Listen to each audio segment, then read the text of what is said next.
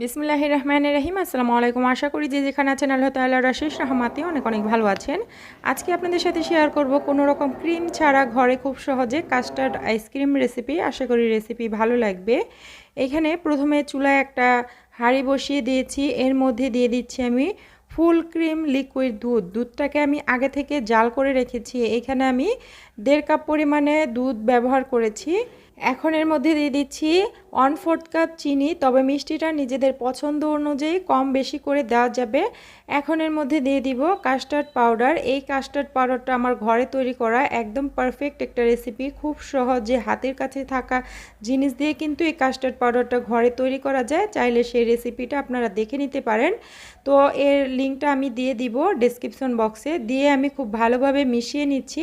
তো প্রথমে 2 টেবিল চামচ কাস্টার্ড পাউডার আমি ব্যবহার করেছিলাম। এখন এর মধ্যে আরও 1 টেবিল চামচ দিয়ে দিয়েছি, দিয়ে খুব ভালোভাবে মিশিয়ে নিচ্ছি।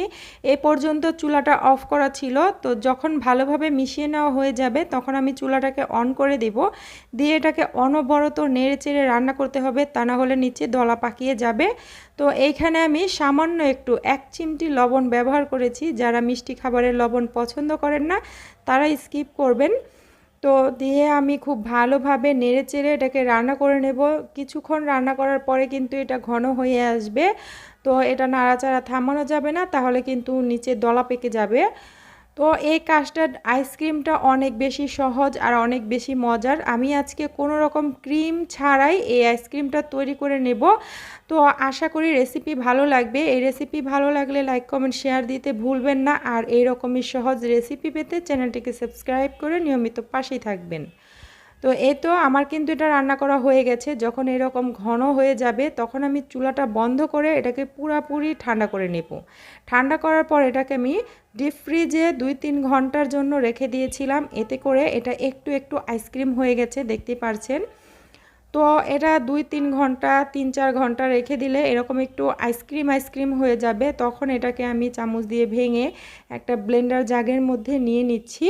তো এই প্রসেসটা অবশ্যই ফলো করবেন, তা না হলে কিন্তু এই যে আইসক্রিমটা বরফের টুকরার মতো হয়ে যাবে। আমি এটাকে ব্লেন্ড করেছি কয়েক সেকেন্ড, এরপরে একটা বাটির মধ্যে নিয়ে নিচ্ছি।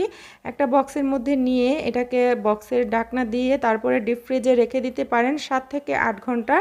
আমি একটা প্লাস্টিক কাগজ দিয়ে তারপর ডিপ ফ্রিজে রেখে দিচ্ছি 7-8 ঘন্টা, অথবা সারা রাত এটাকে রেখে দিতে হবে। আমি সারা রাত রেখে দিয়েছিলাম, তারপরে বের করে নিয়েছি। যতক্ষণে এটা জমে গেছে ততক্ষণ পর্যন্ত এটা ডিপ ফ্রিজে রেখে দিতে হবে। তো এটা খুব ভালোভাবে সেট হয়ে গেছে। এখন আমি এটাকে কেটে দেখাচ্ছি এটা কতটা পারফেক্ট হয়েছে। এই আইসক্রিমটা খেতে কিন্তু অনেক অনেক মজার। তবে কেনা যে আইসক্রিমগুলো হয় ওইগুলোর মধ্যে ক্রিম ব্যবহার করা হয়। পুরোপুরি যে ওই রকম হবে বলবো সেটা কিন্তু না। অনেকেই বলে যে একদম কেনা আইসক্রিমের মতো হয়েছে। তো আমি চাই না আমার দর্শকদের কোনো ধোকায় রাখতে। এই আইসক্রিমটা খেতে অনেক অনেক মজার, কেনা আইসক্রিমের থেকে কোনো অংশে কম হবে না। তবে পুরোপুরি যে ওই রকম হবে সেটা না, একটু অন্যরকম হবে। তো আমি এটাকে কেটে একটা বাটির মধ্যে নিয়ে নিয়েছি। এরপর উপরে কিছু কাজু বাদাম কুচি এবং কিছু টুটি ফুটি দিয়ে পরিবেশন করে নিচ্ছি, দেখতে যেন একটু আকর্ষণীয় লাগে সেই জন্য। তো এটাকে আমি কেটে দেখাচ্ছি কত সুন্দর ক্রিমি হয়েছে, অনেক অনেক মজার হয়েছে। বাসায় ট্রাই করে দেখতে পারেন। আজকের মতো বিদায় নিয়ে নিচ্ছি। সবাই ভালো থাকবেন, সুস্থ থাকবেন। আল্লাহ হাফিজ।